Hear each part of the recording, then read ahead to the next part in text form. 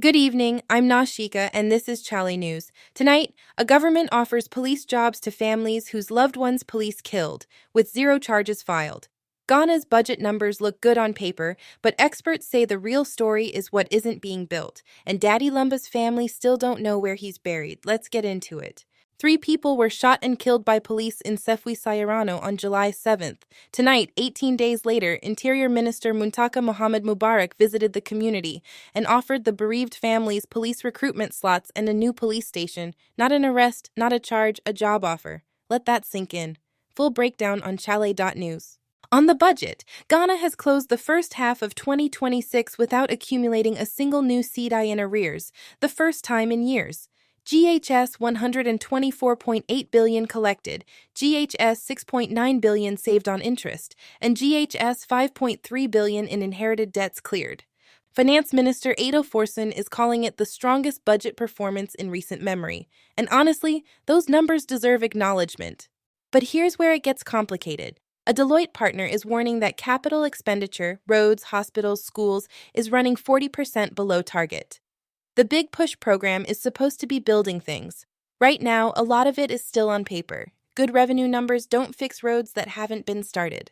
A VVIP bus full of NPP executives pulled up to Nsawam medium-security prison this week to visit convicted Chairman Wontumi, serving 20 years for galamsey-linked fraud.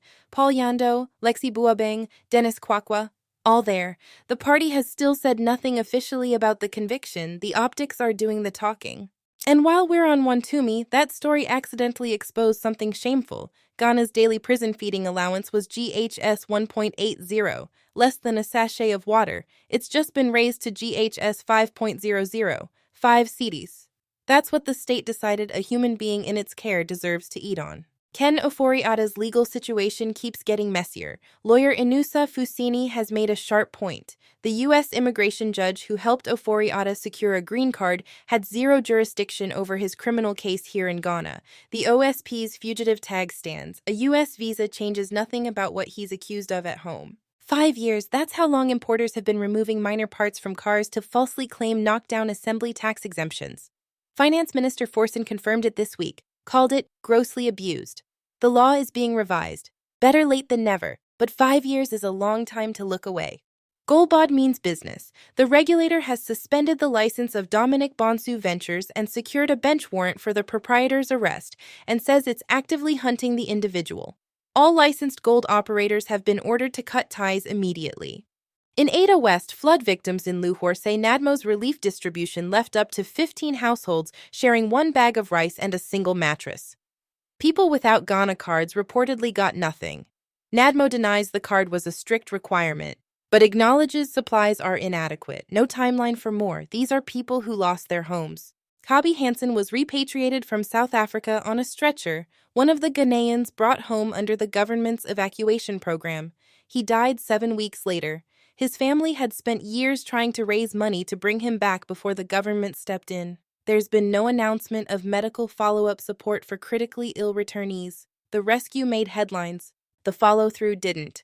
Some good news from Ridge Hospital. KGL Group has committed to building a full diagnostic center there, MRI, CT scanner, mammography, X-ray, fluoroscopy, all private sector funded through the Ghana Medical Trust Fund.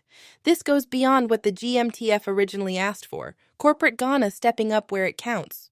Africa World Airlines and Etihad Airways have signed a partnership MOU, meaning travelers from Kumasi and Tamale could soon book a single ticket all the way to Abu Dhabi and beyond. Cargo and loyalty programs are included too.